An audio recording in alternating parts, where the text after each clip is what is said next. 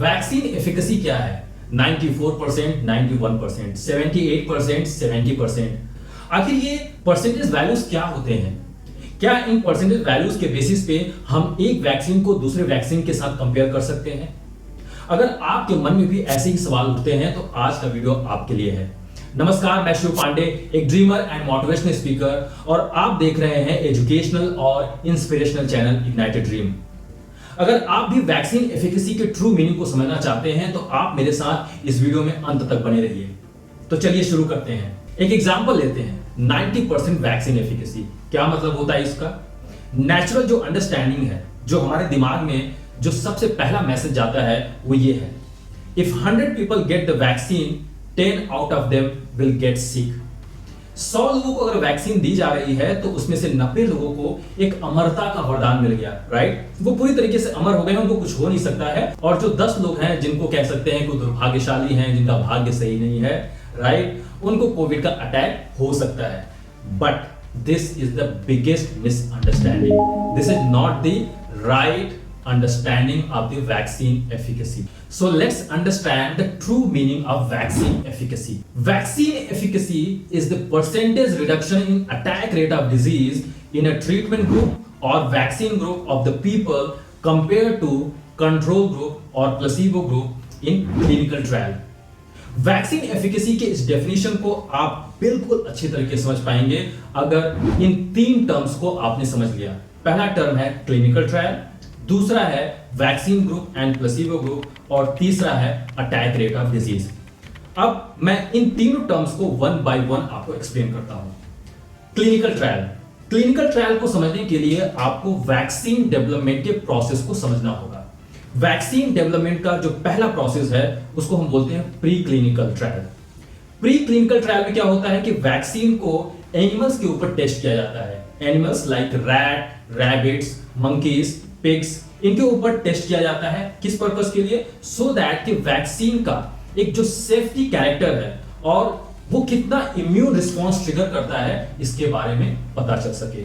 तो scientist pre clinical trial में vaccine की सेफ्टी और इम्यून रिस्पांस को चेक करते हैं। After the successful results of the pre clinical trial, scientist और वायरोलॉजिस्ट ये क्लिनिकल ट्रायल की तरफ मूव करते हैं। क्लिनिकल ट्रायल को 3 फेजेस में डिवाइड किया गया है, phase 1, phase 2 and phase 3। Phase 1 में क्या होता है कि लगभग 10 से 50 लोगों के बीच ये वैक्सीन का ट्रायल किया जाता है, और 10 से 50 लोगों के ऊपर वैक्सीन के ट्रायल का भी पर्पस सेम रहता है, वैक्सीन के सेफ्टी और इम्यून रिस्पांस को चेक करना। देन फेज 1 के सक्सेसफुल होने के बाद फेज 2 में इन्हीं पार्टिसिपेंट्स का नंबर इंक्रीज कर दिया जाता है और ज्यादा पार्टिसिपेंट्स के ऊपर वैक्सीन के रिजल्ट्स को चेक किया जाता है। फेज 2 में लगभग 500 से लेकर 1000 पार्टिसिपेंट्स होते हैं और इसमें कुछ ज्यादा ही रिजल्ट्स को चेक किया जाता है। फॉर एग्जांपल सेफ्टी क्या है, उनका साइड इफेक्ट्स क्या है, इम्यून रिस्पांस क्या है, और नंबर ऑफ डोजेस को भी चेक किया जाता है।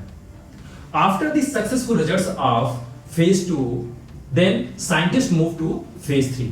फेज 3 में क्या होता है, कई हजार पार्टिसिपेंट्स को वॉलंटियरशिप दी जाती है और इस पे वैक्सीन का ट्रायल किया जाता है, और अगेन इसी फेज 3 ट्रायल में ही वैक्सीन एफिकेसी के रिजल्ट को पब्लिश किया जाता है। After this vaccine goes to the implementation phase, और इस फेज में वैक्सीन रेगुलेटरी अथॉरिटी के पास जाती है। जैसे अगर मैं इंडिया की बात करूं तो हमारे इंडिया में जो अथॉरिटी है वो है drugs controller general of India, DCGI, and ministry of health and family welfare.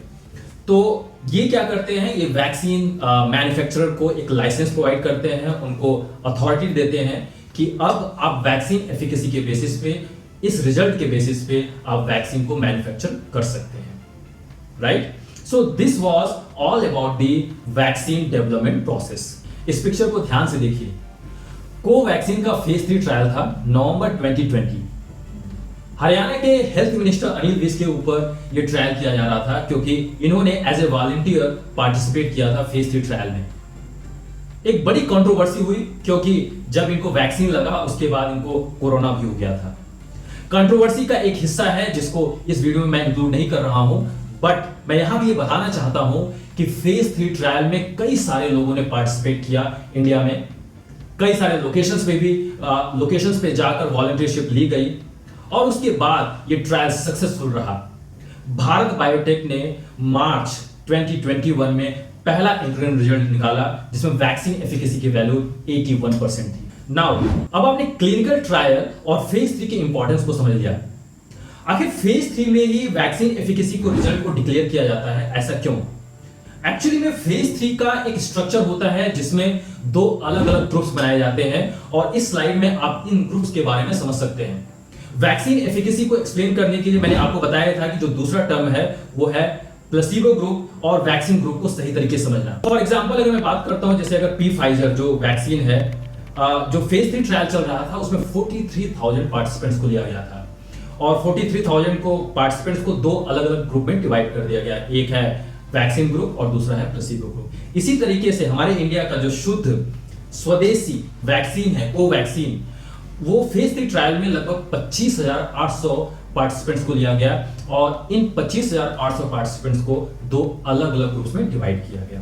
So in phase 3 it is very clear कि अगर वैक्सीन एफिकेसी के रिजल्ट को निकालना है, रिजल्ट को डिक्लेयर करना है, तो पार्टिसिपेंट्स को दो अलग अलग ग्रुप में डिवाइड करना होता है। एक है ट्रीटमेंट ग्रुप जिसको हम बोलते हैं वैक्सीन ग्रुप, दूसरा है कंट्रोल ग्रुप जिसको हम बोलते हैं प्लेसिबो ग्रुप। वैक्सीन ग्रुप में जितने भी पार्टिसिपेंट्स होते हैं उनको रियल वैक्सीन दी जाती है।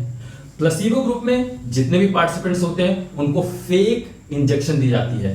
प्लेसिबो का मतलब होता है फेक इंजेक्शन या फेक मेडिसिन। एक्चुअली में ये पार्टिसिपेंट्स को या पेशेंट्स को ये जो प्लेसिबो होते हैं ये सिमिलर स्ट्रक्चर या सिमिलर अपीयरेंस देते हैं, लेकिन इंजेक्शन में या जो मेडिसिन है उसके अंदर या तो सॉल्ट का इस्तेमाल किया जाता है या तो शुगर का इस्तेमाल किया जाता है। तो प्लेसिबो ग्रुप में फेक इंजेक्शंस और वैक्सीन ग्रुप में रियल वैक्सीन रियल इंजेक्शंस। सो अभी तक हमने क्लिनिकल ट्रायल और फेज 3 के इंपॉर्टेंस को समझा, दूसरा हमने वैक्सीन ग्रुप और प्लेसिबो ग्रुप को समझा, और तीसरा attack rate. Let's understand this attack rate with simple examples. Just imagine कि फेज 3 ट्रायल में 200 पार्टिसिपेंट्स को लिया गया, सेलेक्ट किया गया। जल्दी फेज 3 ट्रायल में हजारों पार्टिसिपेंट्स का सिलेक्शन होता है, लेकिन एक सिंपल कैलकुलेशन के लिए मैंने 200 पार्टिसिपेंट्स का एग्जांपल लिया हुआ है। वैक्सीन ग्रुप में 100 पार्टिसिपेंट्स और प्लेसिबो ग्रुप में 100 पार्टिसिपेंट्स। वैक्सीन ग्रुप में जिनको वैक्सीन दी गई है रियल में, उस वैक्सीन ग्रुप में वैक्सीन देने के बावजूद भी एक पार्टिसिपेंट था जिसके ऊपर कोविड का अटैक हो गया। और प्लेसिबो ग्रुप में जिसमें से 100 पार्टिसिपेंट्स थे, उन 100 पार्टिसिपेंट्स में से 10 लोगों के ऊपर कोविड का अटैक हुआ। तो टोटल नंबर ऑफ जो पार्टिसिपेंट्स हैं जिनके ऊपर कोविड का अटैक हुआ है वो है 11, right? So these are the 11 number of total participants out of 200 participants they got affected by COVID. Now let's understand the attack rate. Attack rate का क्या मतलब हुआ कि 100 पार्टिसिपेंट्स हैं, उसमें से एक को कोविड हुआ, तो attack rate of vaccine group is 1/100। और अगर इसको हम परसेंटेज में बात करते हैं, so this will be 1/100 into 100, so that will be the 1%, right? इसी तरीके से attack rate in placebo group, तो उसका क्या होगा 10/100। 100 पार्टिसिपेंट्स में से 10 लोगों के ऊपर कोविड ने अटैक कर दिया, तो 10/100, और इसको अगर हम परसेंटेज में कन्वर्ट करते हैं तो that will be the 10%। So this is the simple understanding of attack rate. तो इस तरीके से आपने क्लिनिकल ट्रायल को समझा, जिसमें आपने फेज 3 ट्रायल को अच्छी तरीके से समझ पाए। इसके बाद आपने वैक्सीन ग्रुप और प्लेसिबो ग्रुप को समझा एंड देन अटैक रेट को भी समझा। अब हम बात करते हैं वैक्सीन एफिकेसी की। जैसा कि मैंने पहले भी आपको बताया था कि vaccine efficacy is the relative percentage reduction.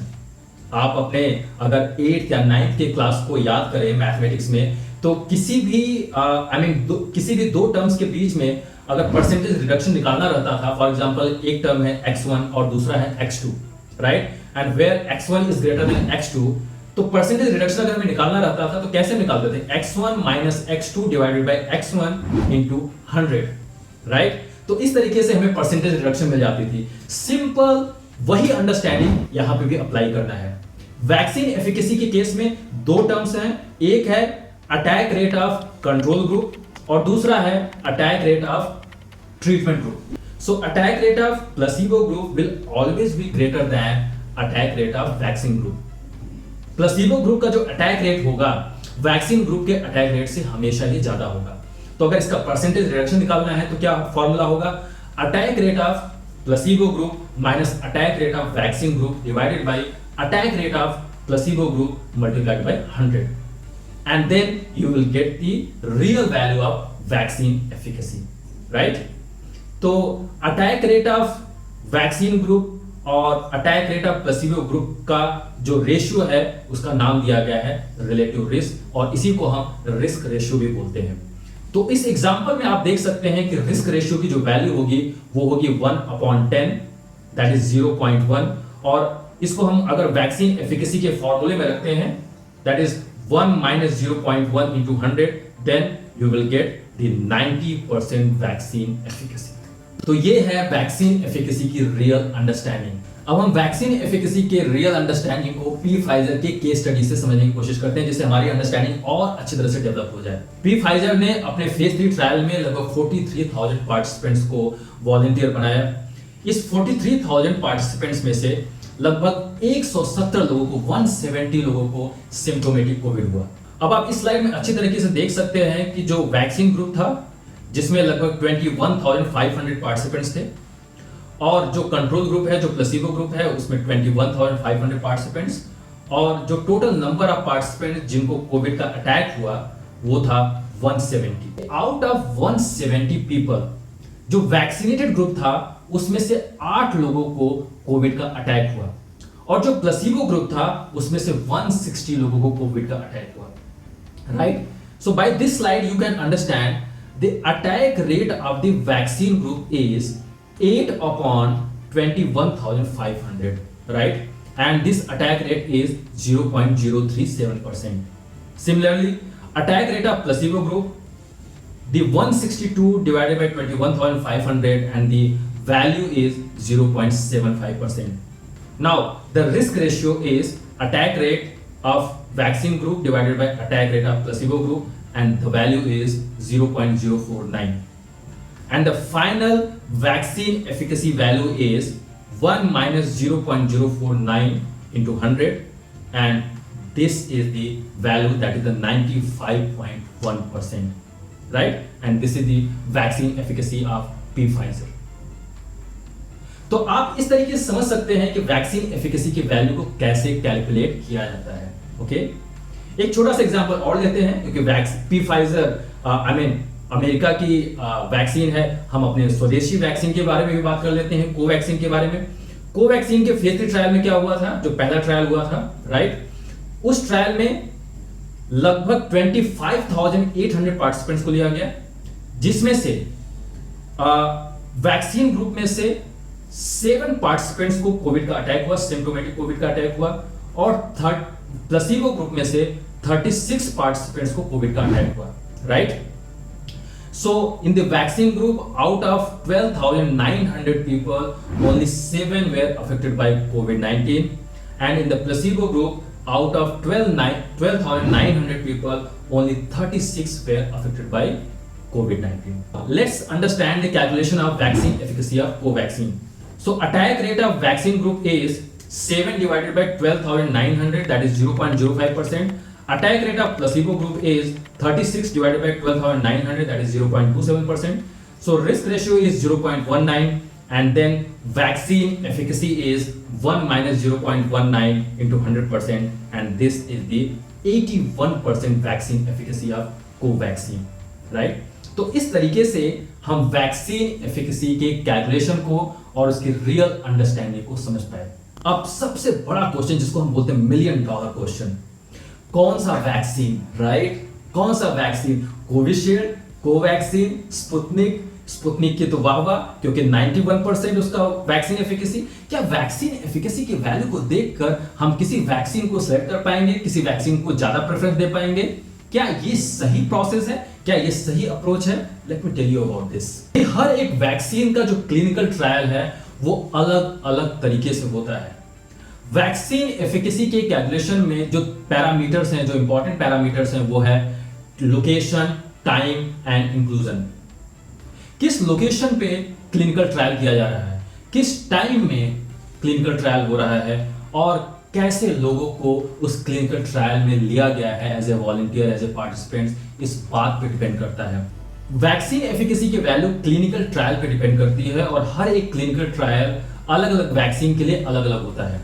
इसलिए हम किसी एक वैक्सीन को दूसरे वैक्सीन के साथ कंपेयर एकदम नहीं कर सकते हैं। और वैक्सीन एफिकेसी के वैल्यू को, वैक्सीन एफिकेसी के परसेंटेज वैल्यू को देखकर हम ये नहीं कह सकते हैं कि दिस वैक्सीन इज गुड और that vaccine is not good. Vaccine का कंपैरिजन उसी तरीके से है जैसे आपको कोई हेल्थ इशू होता है और डॉक्टर आपको कहता है कि प्लीज आप एप्पल का इस्तेमाल कीजिए, सेब का इस्तेमाल कीजिए, जिससे आपका हेल्थ अच्छा हो सकता है। अब आप क्या करते हैं कि डॉक्टर ने तो बोला कि आप एप्पल का इस्तेमाल कीजिए और आप मार्केट में जाते हैं और कंपेयर करना स्टार्ट कर देते हैं कि कौन सा एप्पल, रेड वाला या ग्रीन वाला या कोई दूसरा कश्मीरी एप्पल या ये एप्पल। तो ऐसे केस में कहीं ना कहीं आप भटक जाएंगे। आपके लिए तो इंपॉर्टेंट है सेब का इस्तेमाल करना और हर एक सेब आपको हेल्दी बना सकता है, हर एक सेब आपको डॉक्टर से दूर रख सकता है। नाउ द क्वेश्चन कम्स, तो कौन सी ऐसी वैक्सीन है जिसका हम इस्तेमाल करें, जिसको हम तुरंत ही लगवाएं? So the answer is the one that is available to you. जो वैक्सीन्स आपके लिए अवेलेबल है इस टाइम पे, वही वैक्सीन आपके लिए अच्छा है। जो भी एप्पल मार्केट में आपके लिए अवेलेबल है, राइट, वही एप्पल, वही सेब आपको हेल्दी बना सकता है। इस समय आपको ये सोचने की जरूरत नहीं है कि मुझे रेड वाला सेब इस्तेमाल करना है, पिंक वाला इस्तेमाल करना है या कोई दूसरा सेब का इस्तेमाल करना है। No, every apple is making you healthy, every vaccine is making you healthy and it is keeping you away from hospitalization and death. So whatever the available vaccine is there, please go and take vaccine immediately. Thank you so much.